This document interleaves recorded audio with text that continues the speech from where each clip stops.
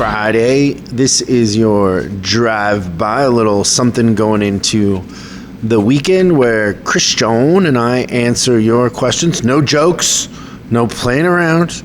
This is serious business. We're going to answer questions. Maybe some jokes. The number, should you have a question, is 8333-ASK-SDR, 8333-ASK-SDR. And if we play your call, there's a swag bag coming your way that also could include Parts Hold swag, which is pretty exciting. Yeah. Those Parts Hold trucker caps look pretty good. Yep, and the T-shirts are very flattering. You did a good job with that. Yeah. Flattering. Yes. Wow. Maybe if we gave those out, more females would want to be technicians. Okay, let's get to the calls. I have read I have all three of your books. I listened to all your podcasts and videos. I am not on demand because I'm not a service manager yet, which brings me to my question. How do I get to that level? I want to become a service manager. I think I am worthy of it. I think I can do a really good job at it. Do I just go to dealerships and say, hey, these are my numbers, I can help you improve your service department, give me a shot? What is your advice? Thank you very much. Bye. I mean, I always like staying with the place you're at and asking them, like, hey, can you help me learn?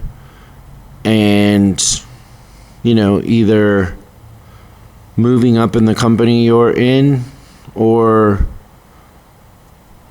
oftentimes dealers are buying more dealerships, or there's a chance to expand. Opportunities abound. Yeah.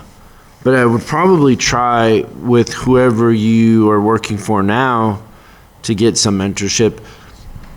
I'm not biased whatsoever, but I do think you set yourself up for success going through our coaching, coming to a master class and that sort of thing, because it'll save you a lot of errors. If you have a degree in business, it'll make a lot of sense to you. Yeah, it's definitely college level. The other reason I would say to stay where you're at and talk to them about mentorship is that you attributed your success to your leadership team, which means they probably must be doing something right. So that's the kind of person I'd want to learn from. They wouldn't be offended by wanting you to mentor them. So I think that's the right thing to do. There are a lot of differences in the automotive financial statement than other businesses. It's kind of odd, really. Way more complex. It's funny. Yeah. And there's also, it's complex almost like to keep people out. I don't know. It's funny. Yeah. How many times am I going to say it's funny? 64. It's funny. 32. Not as funny as you, but it's funny. It's getting close. Yeah. So it is different. When I talk to people in other industries or CPAs, there's always a learning curve in the way that we do our accounting. But beyond that, it's people helping people. Here's a question for you. So if you're in this situation, would you go to the GM or the service manager to ask for guidance? GM. Yeah. I originally was thinking service manager, but I might hop over the service manager and ask for guidance from the GM first. Yeah. Because the GM has the inside track on the growth of the company. Yeah, without knowing what company you're working for and how many dealerships they have, our advice could be off base in the sense of it's a one-off and it's one dealership, and the service manager's the son-in-law. Yeah. And if that is the case, you might want to explore other options. But plant and grow where you are is usually the best. Well, I think learning something before you go also is important, because I think that's kind of the thing, is that when I help other dealerships hire service managers, I get tons of people that don't have management experience, but they've been really, really good advisors, and they apply thinking that that's the thing that's going to get them the job.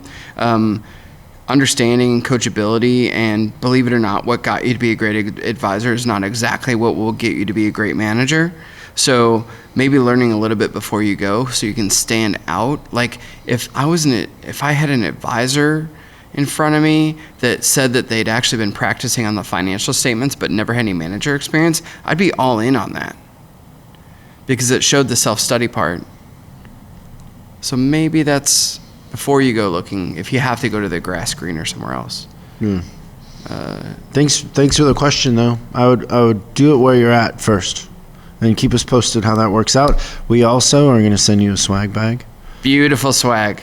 Swag bag. There's little parts hold stuff in there. Yeah, it's good stuff. It's great stuff.